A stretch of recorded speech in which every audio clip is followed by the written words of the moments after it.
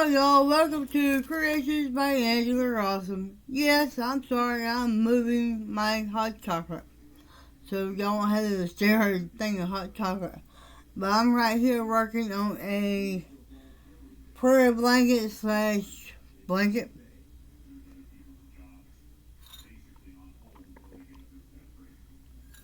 Excuse me, I had to get some hot chocolate. But I am working on a blanket. And if I can make anything any better on my part of on my end, please let me know. Please, please feel free to leave me a comment and let me know what I need to try up change or whatever. But I am trying and I'm learning as I do these videos. And yes, I know you only see a glimpse from like my upper part of my torso down to about above my knees. I'm sorry, y'all. I don't have one of those fancy cameras to just move it all the way around for y'all see an angle or whatever while I'm working. So I am trying my best with what I've got. No, because I can't do it. I cannot do the fancy angles, the fancy whatever with what I've got. I can only try. So, if I make someone mad or piss someone off, please ignore it. I'm not trying to make nobody mad or anything like that. I'm just trying to do what's best for me and take care of what's best for me on my end. Not on their end or whoever end, but on my end. No, I have not tried to do a stitch tutorial yet. I have not even tried to write a pattern or do a pattern because there's so many out there and I just don't know I want to get involved in all that yet. If I do, I had to have someone to help me. I come up with a pattern or a stitch or whatever and someone sits there and writes it up for me. I'm not used to doing stuff like that. So, I am open up to suggestions, but I am doing, okay, I changed 117 stitches from here to the other end. I changed 117, and I went into the second space from the loop and started with every other stitch slash chain, put 3 double crochets in a hole. Because this is what they call granny stripe blanket. So that's what I'm doing. I'm doing with very many different colors. And I'm doing the best I can do. Yes, y'all.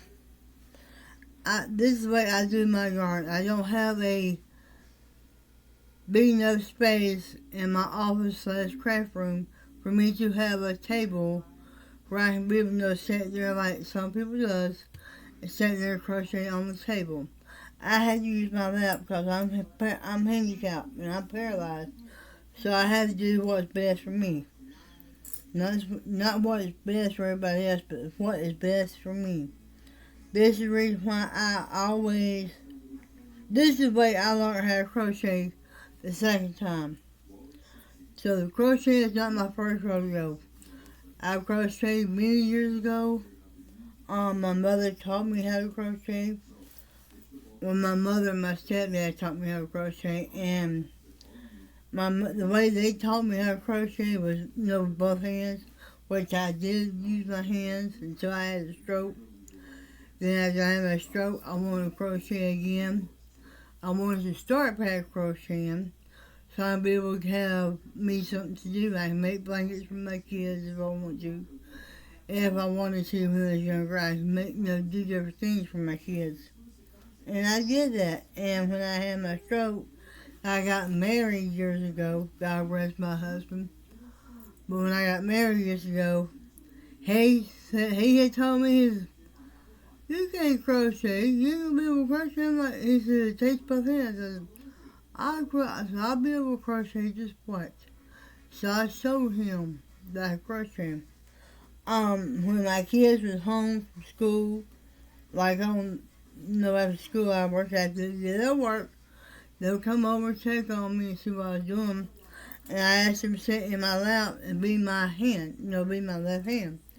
That's what they would do. They'd be my left hand, and I enjoyed them being my left hand and letting me use them and love it, and at the same time loving on them,